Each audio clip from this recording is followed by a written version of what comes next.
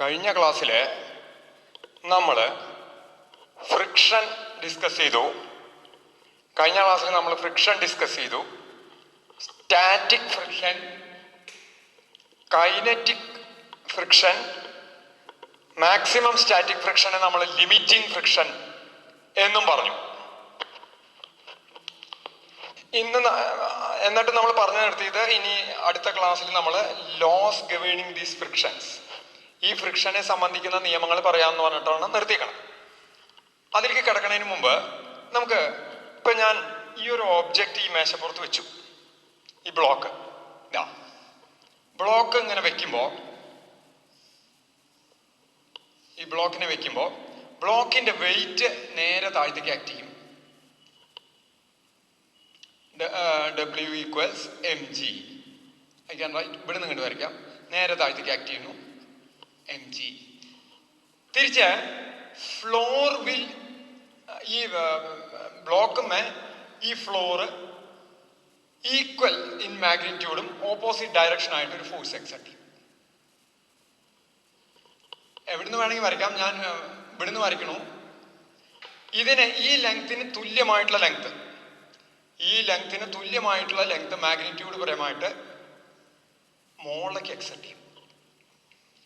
And that is called reaction. ഇത് വെക്കുന്നത് action ആണെങ്കിൽ ഇത് റിയാക്ഷൻ ആണ്. Now this reaction acts normal to the surface of contact.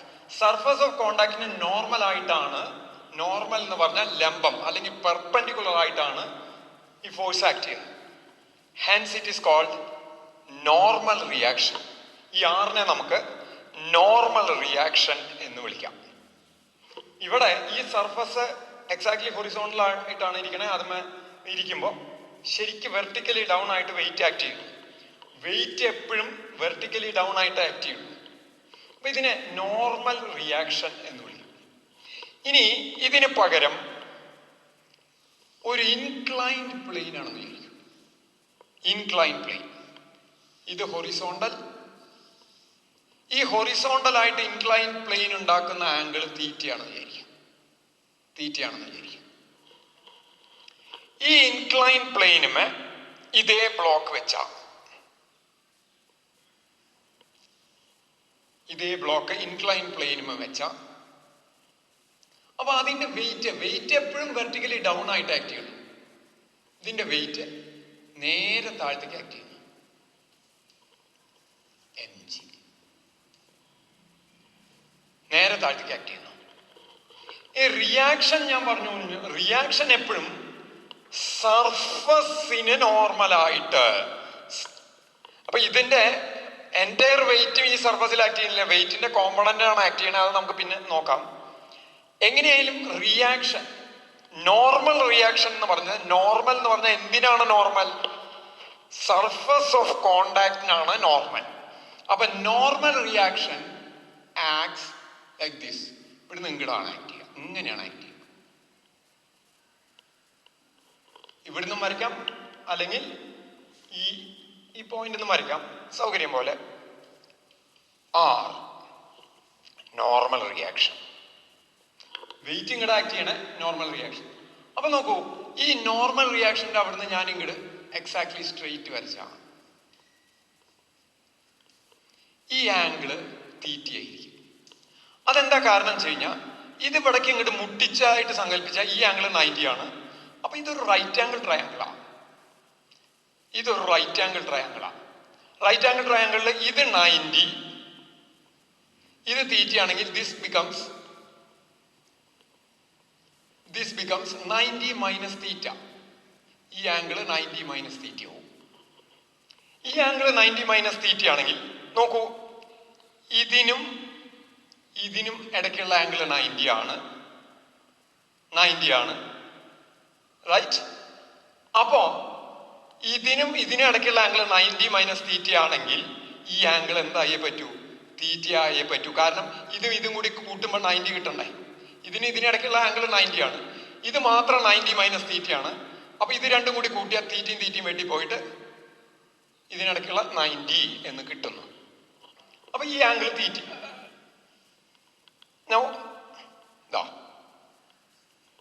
ഇത് ഞാൻ അങ്ങനെ മാർക്ക് ചെയ്തു. ഇത് എം ജി എന്നുള്ള ഇത്. അപ്പൊ ഇതിങ്ങനെ നോക്കൂ. ഇപ്പൊ ഈ എം ജി എന്നുള്ള ഫോഴ്സ് വെർട്ടിക്കലി ഡൗൺ ആക്ട് ചെയ്യുന്നു. ഇവിടേക്ക് ഞാൻ ഇങ്ങനൊരു 90 ഡിഗ്രി ഉള്ള കോർഡിനേറ്റ് സിസ്റ്റം തോന്നിക്കാം. ഇതിനും ഇടയ്ക്കുള്ള ആംഗിൾ 90. ഇതൊരു വെക്ടർ ഫോഴ്സ് ആണെങ്കിൽ ഇത് 2 ആക്സിസുകളായിട്ട് നമുക്ക് സങ്കല്പിക്കാം.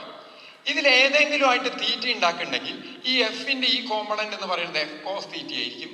ഈ കോമ്പണന്റ് എഫ് സൈൻ തീറ്റ ആയിരിക്കും. നമ്മളിത് വെക്ടേഴ്സിൽ പറഞ്ഞിട്ടുണ്ട്. ഇങ്ങനെ വെക്ടർ നിൽക്കണമെന്ന് വെച്ചാൽ നമ്മൾ ഇങ്ങനെ കോർഡിനേറ്റ് സിസ്റ്റം അറ്റാച്ച് ചെയ്യണം. ഈ വെക്ടർ ഇങ്ങനെ നിൽക്കുന്നുണ്ടെങ്കിൽ നമുക്ക് ഇങ്ങനെ കോർഡിനേറ്റ് സിസ്റ്റം അറ്റാച്ച് ചെയ്യാം. ഈ വെക്ടർ ഇങ്ങനെ നിൽക്കുന്നുണ്ടെങ്കിൽ നമുക്ക് ഇങ്ങനെ കോർഡിനേറ്റ് സിസ്റ്റം അറ്റാച്ച് ചെയ്യാം. ആ കോർഡിനേറ്റ് സിസ്റ്റത്തിന്റെ 2 ഇടയ്ക്കുള്ള ആംഗിൾ 90 ആവണം. ഇതിനും ഇടയ്ക്കുള്ള ആംഗിൾ 90 ആവണമെന്നേ ഉള്ളൂ. അപ്പൊ ഇതായിട്ട് തീറ്റ ഉണ്ടാക്കണമെന്ന് വെച്ചാൽ ഈ വെക്ടറിന്റെ ഈ കോമ്പണന്റ് എന്ന് പറയുന്നത്, ഇതിപ്പോ വെക്ടർ എ ആണ്, ഈ കോമ്പണന്റ് എ കോസ് തീറ്റ ആയിരിക്കും, ഈ കോമ്പണന്റ് എ സൈൻ തീറ്റ ആയിരിക്കും. അതുപോലെ ഇവിടെ ഇത് ഈ ഫോഴ്സ് ഇങ്ങോട്ട് വെർട്ടിക്കലി വെക്ടർ ആയിട്ടാണ് എടുക്കണേ, ഇങ്ങോട്ട് വെർട്ടിക്കലി ഡൗൺ ആയിട്ടാണ് ആക്ട് ചെയ്യണമെങ്കിൽ ഞാനൊരു കോർഡിനേറ്റ് സിസ്റ്റം അതിന്റെ ഒറിജിനിലേക്ക് അറ്റാച്ച് ചെയ്തു. നോക്കൂ, ഇത് മ്യൂച്വലി പെർപെൻഡിക്കുലർ ആണ്. അപ്പൊ ഇതും തമ്മിലുള്ള ആംഗിൾ തീറ്റ ആണെങ്കിൽ ഇവിടെ ഈ വെക്ടറിന് ഈ കോമ്പണന്റ് എന്ന് പറഞ്ഞ ഘടകം, ഇതിനെ 2 ഘടകങ്ങളാക്കിയിട്ട് തിരിക്കാം. വെക്ടറിൽ പ്രത്യേകം പറഞ്ഞിട്ടുണ്ട്. ഇത് എഫ് കോസ് തീറ്റ ആയിരിക്കും, ഇത് എഫ് സൈൻ തീറ്റ ആയിരിക്കും. അതുപോലെ ഇവിടെ എം ജി എന്ന് പറയുന്നതാണ് ഫോഴ്സ്. അപ്പൊ ഇതിനെ നമുക്ക് 2 ഘടകങ്ങളായിട്ട് തിരിക്കാം. അപ്പൊ ഇങ്ങോട്ടുള്ള കോമ്പണന്റ് എന്ന് പറയുന്നത് നോക്കൂ, ഇത് M G vector M G ആണ്. എം ജി വെക്ടർ എന്ന് വേണമെങ്കിൽ എഴുതാം. ഇങ്ങോട്ട് വരുമ്പോൾ ഇതിന്റെ മാഗ്നിറ്റ്യൂഡ് മാത്രം, കോമ്പണന്റ് പറയുമ്പം അതിന് മാഗ്നിറ്റ്യൂഡ് മാത്രമേ ഉള്ളൂ. That becomes M G cos theta and this becomes M G sine theta. ഇങ്ങോട്ട് ആക്ട് ചെയ്യുന്നത് എം ജി സൈൻ തീറ്റയാണ്. അപ്പോ ഈ ബോഡി ഇങ്ങനെ ഇരിക്കുമ്പോൾ ഇതിന് ഈ ഡയറക്ഷനിൽ മൂവ്മെന്റ് ഇല്ല, മുകളിലേക്കും താഴത്തേക്ക് മൂവ്മെന്റ് ഇല്ല. അപ്പോ അങ്ങോട്ട് ആക്ട് ചെയ്യുന്നു, എം ജി കോസ് തീറ്റ ഇങ്ങോട്ട് ആക്ട് ചെയ്യുന്നു. സോ ഇൻ ഇക്വിലിബ്രിയം എന്ന് പറഞ്ഞാൽ ഫോഴ്സ് ആക്ട് ചെയ്തിട്ട് മൂവ് ചെയ്യാത്ത അവസ്ഥ. ഇങ്ങോട്ടും ഫോഴ്സ് ആക്ട് ചെയ്യുന്നുണ്ട്, വെർട്ടിക്കലി ഓപ്പോസിറ്റ് ഡയറക്ഷനിൽ ഫോഴ്സ് ആക്ട് ചെയ്യുന്നുണ്ട്, മൂവ്മെന്റ് ഇല്ല. അപ്പൊ ഈ ഫോഴ്സിന്റെ മാഗ്നിറ്റ്യൂഡും സെയിം ആയിരിക്കണം. R equals M G cos theta. ഇവിടുത്തെ കേസിൽ നോർമൽ ഇൻക്ലൈൻ പ്ലെയിനിലാണ് ഇരിക്കണേ വെച്ചാൽ നോർമൽ റിയാക്ഷൻ ഈക്വൽസ് വെയിറ്റിന്റെ കോമ്പണന്റേ വരുള്ളൂ. ഈ കേസിൽ entire weight R equals M G ആയിരിക്കും. Normal reaction R equals M G. ഈ കേസില് അതായത് ഇൻക്ലൈൻഡ് ആയിട്ടുള്ള ഇരിക്കണ വെച്ചാൽ തീറ്റ ഇൻക്ലിനേഷനിലാണ് ഇരിക്കണ വെച്ചാൽ normal reaction R equals M G cos theta. ഇതൊന്ന് നമ്മൾ അപ്പൊ നോർമൽ റിയാക്ഷൻ എന്താന്നുള്ള ഒരു ഐഡിയക്ക് വേണ്ടി പറയണത് അത് നമുക്ക് ഉപയോഗിക്കേണ്ടി വരുന്നുണ്ട്. അത് മുൻകൂട്ടി പറഞ്ഞു എന്നേ ഉള്ളൂ. ഇനി നമുക്ക് നമ്മൾ പറഞ്ഞ കഴിഞ്ഞ ക്ലാസ്സിൽ സ്റ്റാറ്റിക് ഫ്രിക്ഷൻ, കൈനറ്റിക് ഫ്രിക്ഷനെ 2ആയിട്ട് തിരിച്ചു. Static friction, kinetic friction. Maximum static ഫ്രിക്ഷനെ ലിമിറ്റിംഗ് ഫ്രിക്ഷൻ എന്ന് പറഞ്ഞു. ലിമിറ്റിംഗ് ഫ്രിക്ഷൻ കടന്നു കഴിഞ്ഞാൽ പിന്നെ കൈനറ്റിക് ഫ്രിക്ഷൻ ആയിരിക്കും. ലിമിറ്റിംഗ് ഫ്രിക്ഷന്റെ താഴെ സ്റ്റാറ്റിക് ഫ്രിക്ഷൻ ആയിരിക്കും എന്ന് പറഞ്ഞു. ഈ സ്റ്റാറ്റിക് ഫ്രിക്ഷനെ കുറിച്ച് എക്സ്പെരിമെന്റലായിട്ട് സ്റ്റഡി ചെയ്തിട്ട് പരീക്ഷണങ്ങൾ നടത്തിയിട്ടുള്ള ഇതിന്റെ അടിസ്ഥാനത്തിൽ എത്തിച്ചേർന്നിട്ടുള്ള നിഗമനങ്ങൾ അതിനെ ലോസ് ആക്കിയിട്ടുണ്ട്. They are empirical laws, experimentally based laws ആണ്. തിയററ്റിക്കൽ ബേസ് അത്ര ഇല്ലെങ്കിലും എക്സ്പെരിമെന്റലി ബേസ്ഡ് ആയിട്ടുള്ള ലോസ് ഉണ്ട്. ആ ലോസ് സ്റ്റാറ്റിക് ഫ്രിക്ഷനും ഉണ്ട്, കൈനറ്റിക് ഫ്രിക്ഷനും ഉണ്ട്. ഞാൻ സ്റ്റാറ്റിക് ഫ്രിക്ഷനിലെ ലോസ് ആദ്യം പറയാം, എന്നിട്ട് കൈനറ്റിക് ഫ്രിക്ഷനിലേക്ക് കടക്കാം. സ്റ്റാറ്റിക് ഫ്രിക്ഷനിലെ ലോസ് പറയുന്നത് the friction between 2 surfaces. Static friction എന്ന് പറഞ്ഞാൽ മൂവ്മെന്റ് ഇല്ല, ഫോഴ്സ് അപ്ലൈ ചെയ്തു, മൂവ്മെന്റ് ഇല്ലാത്തപ്പോ ഉള്ള ഫ്രിക്ഷനാണ് സ്റ്റാറ്റിക് ഫ്രിക്ഷൻ. ഇപ്പൊ ഈ ബ്ലോക്കും ഇതിന്റെ അടിയിലും ഇത് 2 സർഫസുകൾ, ഇതിന്റെ അടി ഒരു സർഫസ്, ഇത് ഒരു സർഫസ്. ഇതിന്റെ ഇടയ്ക്കുള്ള സ്റ്റാറ്റിക് ഫ്രിക്ഷൻ ലോന്റെ ഫസ്റ്റ് ഇത് പറയുന്നത് it depends on nature of the surfaces. ആ സർഫസസിന്റെ പ്രകൃതം നേച്ചറിനെ ഡിപ്പെൻഡ് ചെയ്യുന്നു. എന്ന് വെച്ചാൽ അത് സ്മൂത്ത് ആണോ റഫ് ആണോ. എന്നുള്ളത് വളരെ മിനുസുള്ളതാണോ അല്ലെങ്കിൽ പരിപരുത്തതാണോ എന്നുള്ളതിനെ ഡിപ്പെൻഡ് ചെയ്യണം. That is the first law, static ഫ്രിക്ഷന്റെ first law. The friction, static friction between two surfaces depends on nature of the surface. That means whether the surface is smooth or rough. അത് നമുക്ക് അനുഭവമാണ്. Smooth ആയി കഴിഞ്ഞാൽ കുറച്ചും കൂടി friction കുറയും, rough ആയ ഫ്രിക്ഷൻ കൂടും. ഇതൊക്കെ നമുക്ക് നമ്മുടെ അനുഭവങ്ങളാണ്. വല്ലാണ്ട് സ്മൂത്തായാൽ പിന്നെ ഫ്രിക്ഷൻ പെട്ടെന്ന് കൂടും ചെയ്യും കേട്ടോ. വല്ലാണ്ട് സ്മൂത്തായി കഴിഞ്ഞാൽ ഞാൻ പറഞ്ഞു ഫ്രിക്ഷന് കാരണം മോളിക്കുലാർ കോണ്ടാക്ട് വെൽഡുകളാണ്. വല്ലാണ്ട് സ്മൂത്തായാൽ ഒരേ മെറ്റീരിയൽ ആണെങ്കിൽ അത് തമ്മിൽ ഇന്റർമോളിക്കുലർ അട്രാക്ഷൻ കൂടിയിട്ട് ഒട്ടിപ്പിടിച്ചിട്ട് ഫ്രിക്ഷൻ പെട്ടെന്ന് കൂടും. വല്ലാണ്ട് സ്മൂത്തായ പെർഫെക്റ്റ് സ്മൂത്ത് എന്ന് പറഞ്ഞാൽ ഒരു തരത്തിലും മൈക്രോസ്കോപ്പിക് ലെവലിൽ പോലും സ്മൂത്ത് ആയിരിക്കണം. അപ്പോൾ അത് പോട്ടെ. അപ്പോൾ friction between static friction between two surfaces is depend on the nature of the surface. രണ്ടാമത്തെ ലോ അത് നമുക്ക് ഇത്തിരി സംശയം ഉണ്ടാക്കുന്ന ഒരു ലോ ആണ്. എക്സ്പെരിമെന്റൽ ആയിട്ടുള്ള കിട്ടിയ അഭിപ്രായ പ്രകാരം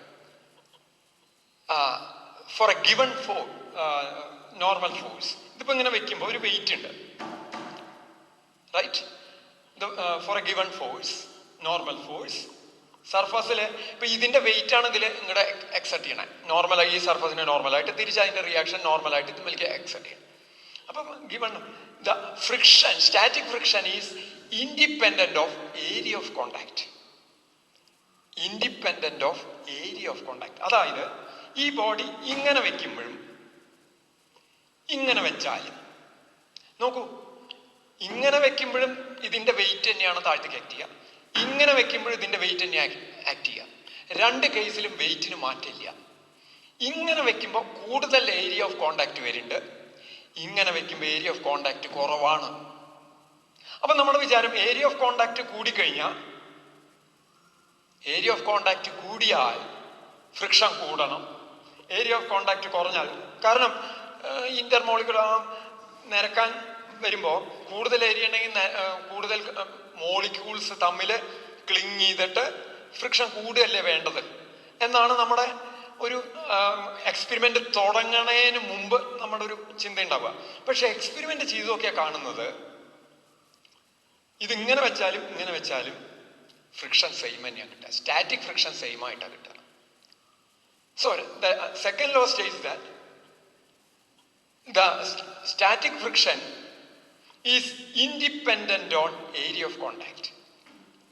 ഇതിനെന്തായിരിക്കും കാരണം? ഇതിനൊരു റീസൺ തൽക്കാലം നമുക്ക് പഠിക്കാനില്ല, എങ്കിലും ഞാൻ ബ്രീഫായിട്ട് പറയാണ്. നമുക്ക് ആ ലോസ് മാത്രമേ പഠിക്കാവുള്ളൂ.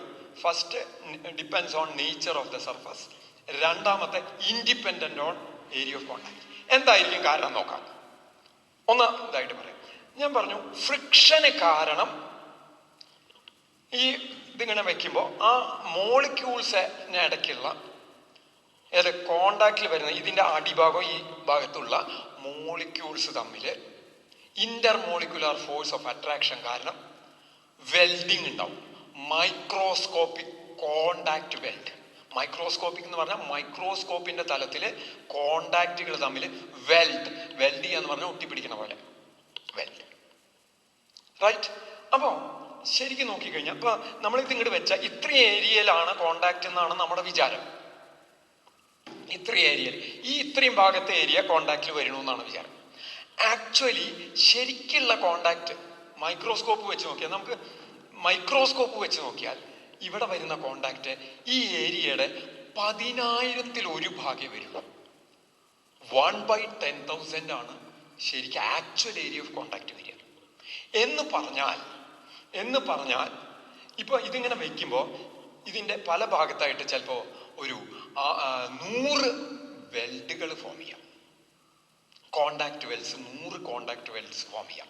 അതായത് ആ കോണ്ടാക്ട് വെൽഡുകളുടെ ഒക്കെ കൂടിയിട്ടുള്ള ഏരിയ എന്ന് പറയുന്നത് ഈ ഏരിയയുടെ 10,000-ൽ 1 വരുള്ളൂ. 1/10,000 വരുള്ളൂ. ഇനി ഈ കോണ്ടാക്ട് വെൽഡുകൾ ഉണ്ടായിക്കഴിഞ്ഞാൽ ഇവിടുത്തെ ഒരു മോളിക്യൂളിന്റെയും ഈ സർഫസിലെ മോളിക്യൂളിന്റെയും ഒരു കോണ്ടാക്ട് വെൽഡ് ഉണ്ടായിക്കഴിഞ്ഞാൽ ഇതിൻ്റെ വെയിറ്റ്, ഇത് എക്സെർട്ട് ചെയ്യുന്ന വെയിറ്റ് അനുസരിച്ച് അതുമ്പോൾ പ്രഷർ വരും ആ വെൽഡിന്. ഈ പ്രഷർ കൂടുന്തോറും ആ കോണ്ടാക്ട് വെൽഡിന്റെ സ്ട്രെങ്ത് കൂടും. എന്ന് പറഞ്ഞാൽ ഒട്ടിപ്പിടിക്കൽ കുറേ കൂടി കൂടും. അങ്ങനെ ഒട്ടിപ്പിടിക്കൽ കുറേ കൂടി ഈ പ്രഷർ കൂടുന്തോറും ഫോഴ്സുകൾ ഇതിലിപ്പോൾ ഞാൻ കുറേ വെയിറ്റുകൾ അങ്ങോട്ട് ഇതിൻ്റെ ഉള്ളിലേക്ക് ആഡ് ചെയ്ത് നിൽക്കാം.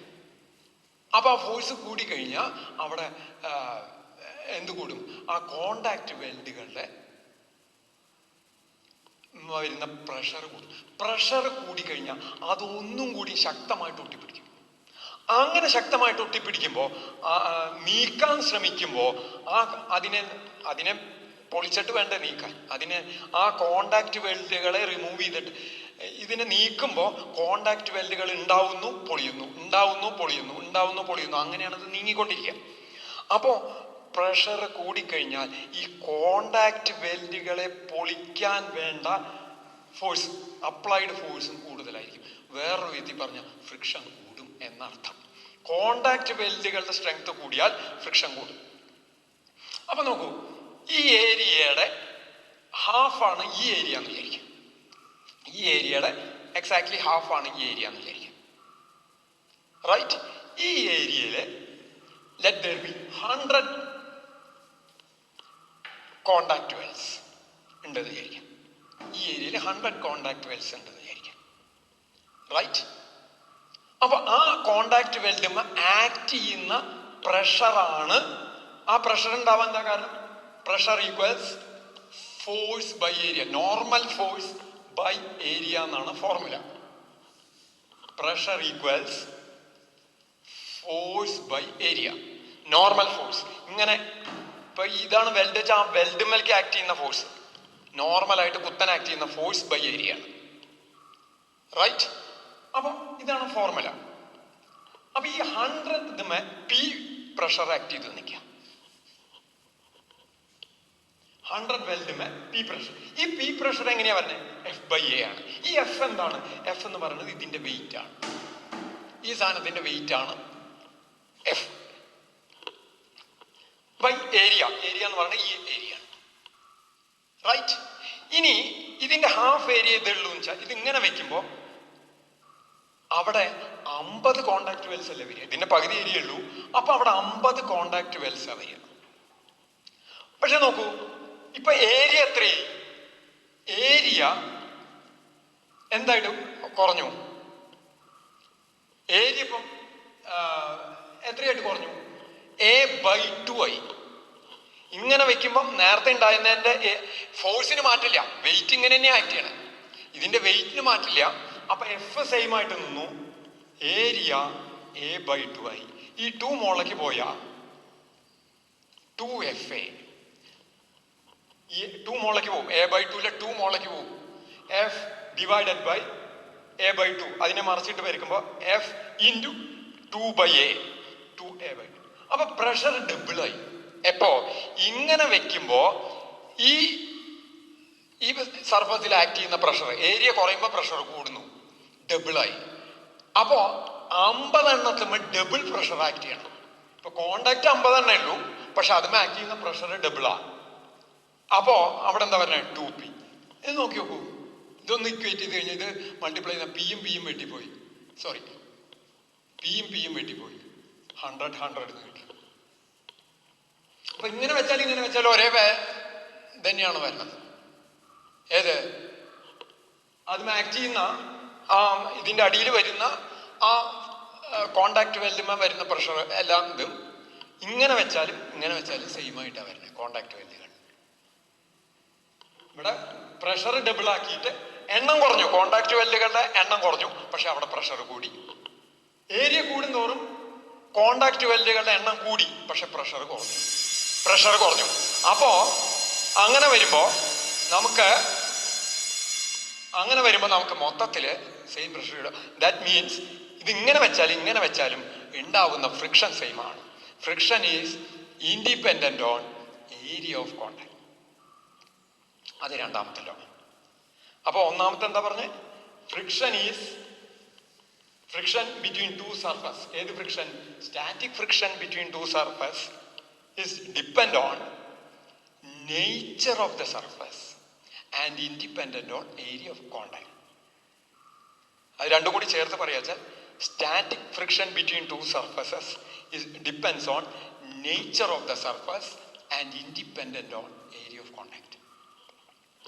രണ്ടാമത്തെ ലോ, ദ സ്റ്റാറ്റിക് ഫ്രിക്ഷൻ, അതിന്റെ magnitude is directly proportional to normal reaction. നേരത്തെ പറഞ്ഞ 6 നോർമൽ റിയാക്ഷൻ.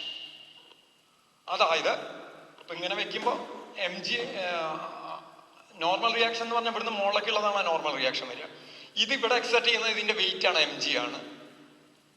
ഇങ്ങനെ ഹൊറിസോണ്ടൽ സർഫസിലായിരിക്കണ R ഈക്വൽസ് mg എന്ന് തന്നെ വരും. അപ്പൊ നോർമൽ റിയാക്ഷൻ ഈ കേസിൽ mg തന്നെയാണ് വരിക. Normal reaction or it is equal to a constant mu s r, where mu s is called coefficient of static friction.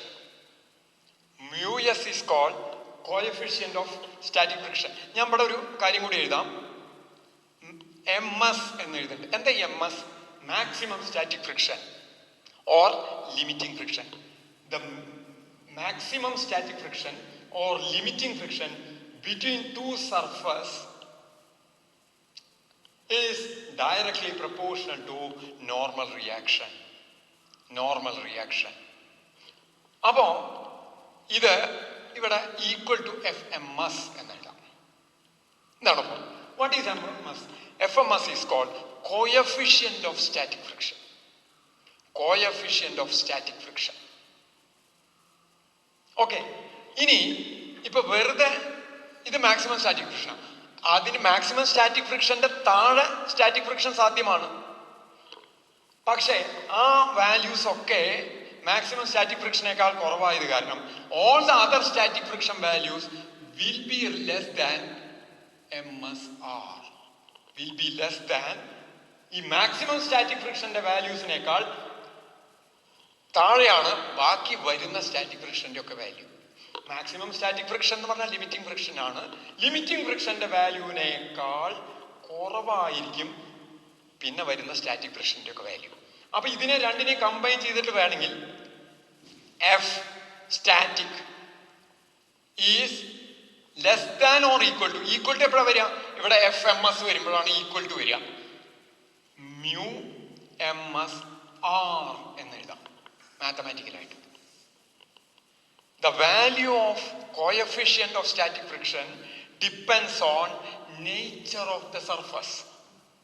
The value of coefficient of mu എന്നുള്ളതാണ് simple, depends on nature of surface, or mu ms